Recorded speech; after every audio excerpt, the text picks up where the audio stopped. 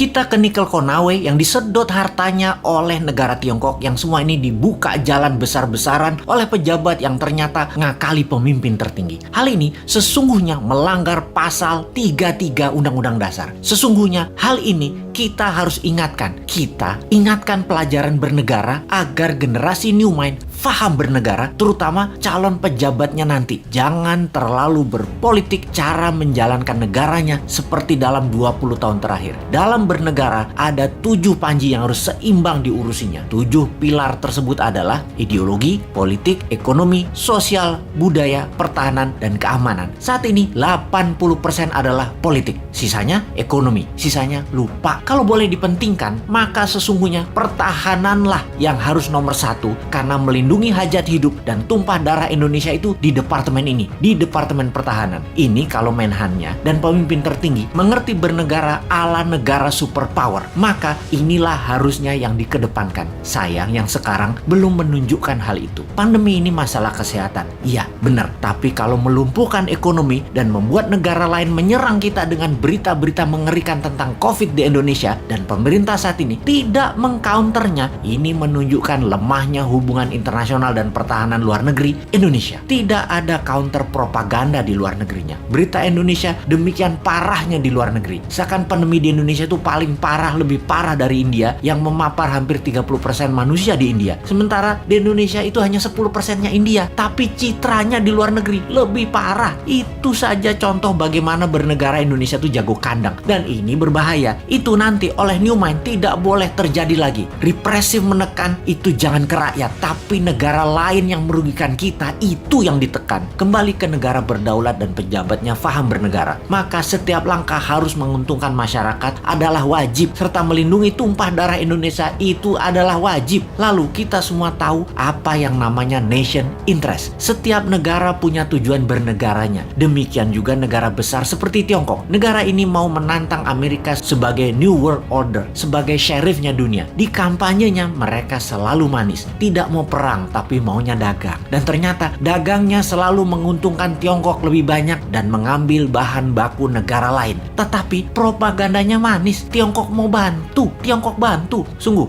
kalau negara mau menjadi negara superpower, maka negara tersebut harus ada yang didominasi. Makanya Tiongkok yang telah mendominasi perdagangan dunia, mendominasi distribusi dunia, mendominasi produk murah, mau mendominasi energi yang namanya baterai. Untuk mendominasi baterai, mereka perlu nikel. Untuk itu, nikel terbesar di dunia hanya ada di Indonesia. Mereka mainkanlah. Pokoknya bagaimana caranya bikin semua orang silau, tak melihat niat jahat tadi yang terlihat nolong, pindah gede-gedean tambang nikel dan pabrik smelter, mengambil secepatnya bahan baku Indonesia mumpung masih berkuasa dan dibukakan jalan. Dijanjikannya Indonesia akan punya pabrik baterai, tapi bahan bakunya dihajar habis dulu sampai habis. 3 tahun lagi rasanya cukup buat mereka hajar habis tambang tersebut dan menjadikan Tiongkok punya cadangan selama 20 tahun ke depan untuk jadi raja baterai dunia. 90% keuntungan nikel adalah kalau dijadikan baterai, dan itu strategi Tiongkok. Sementara kita dapat taiknya Tiongkok. Sudah sejak 4 tahun lalu kita berjuang mengingatkan bahayanya tambang nikel di Sulawesi karena tidak menghasilkan keuntungan apapun buat Indonesia atau kurang menghasilkan keuntungan buat Indonesia. Buktinya kita masih ngutang bernegaranya. Sementara kalau nikel jadi baterai tanpa asing, maka hutang plus tidak ngutang lagi adalah sebuah kepastian. Oh lupa,